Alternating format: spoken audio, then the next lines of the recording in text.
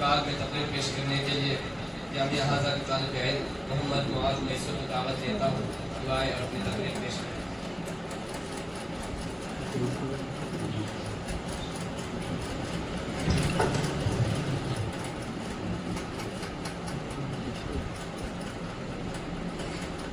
السلام علیکم ورحمۃ اللہ وبرکاتہ۔ الحمد للہ رب العالمین والصلاة والسلام على سید الکونین وعلى آلہ واصحابہ اجمعین، اما بعد فاعوذ باللہ من الشیطان الرجیم، بسم اللہ الرحمن الرحیم۔ لقد من الله على المؤمنين إذ بعث فيهم رسولا صدق الله مولانا العظیم۔ میرا واجب الاحترام دوستو بزرگوں، جو آیت میں نے آپ کے سامنے پڑھی ہے اس پر غور کریں کہ قرآن کیا کہتا ہے۔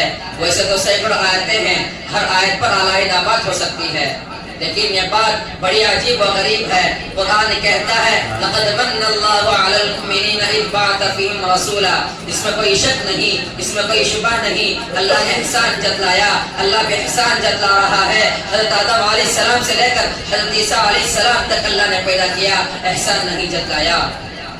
لیکن وہ کون سی بات ہے جس پر ساری دنیا کا خدا احسان جتلاتا ہے؟ وہ چیز بھی نرالی ہوگی، وہ بات بھی نرالی ہوگی، وہ تحفہ بھی نرالا ہوگا کہ اتنا بڑا خدا ساری کائنات بناتا ہے لیکن احسان نہیں جتلاتا۔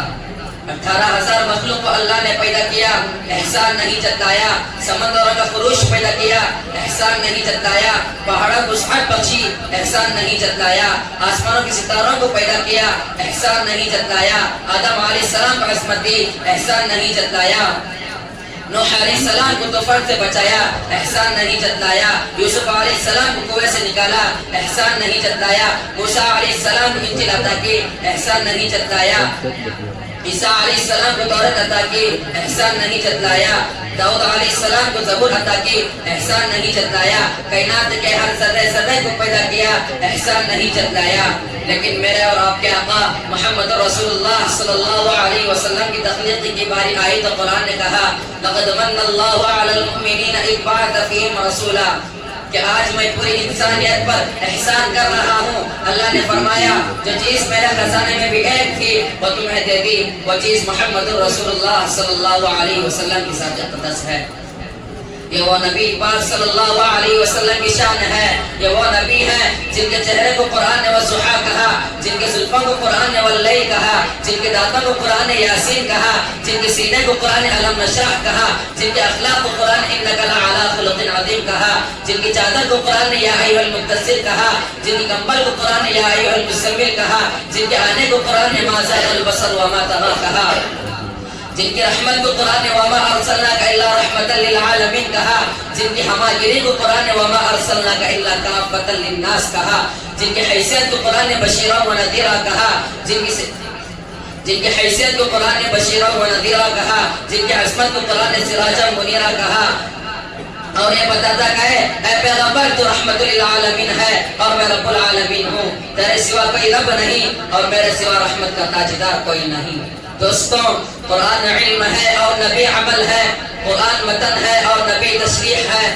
قرآن اجمال ہے اور نبی تفصیل ہے، قرآن کتاب میں اللہ کا کلام ہے اور محمد رسول اللہ صلی اللہ علیہ وسلم کی چلتے پھرتے اللہ کا کلام ہے۔ قرآن بے مثال ہے، جس پیغمبر پر اترا ہے وہ بھی بے مثال ہے۔ قرآن لا زوال ہے، جس نبی پر اترا ہے وہ بھی لا زوال ہے۔ قرآن کو پڑھ کر کوئی تکتا نہیں، قرآن کو پڑھ کر کوئی تکتا نہیں، ہمارے نبی کو دیکھ کر کوئی تکتا نہیں۔ بس دعا فرمائے کہ اللہ تعالی ہم تمام کے قلوب میں نبی صلی اللہ علیہ وسلم کی شان بٹھائے اور ان کے طریقوں کو اپنانے کی توفیق مرحمت فرمائے۔ آمین وآخر دعوانا الحمدللہ۔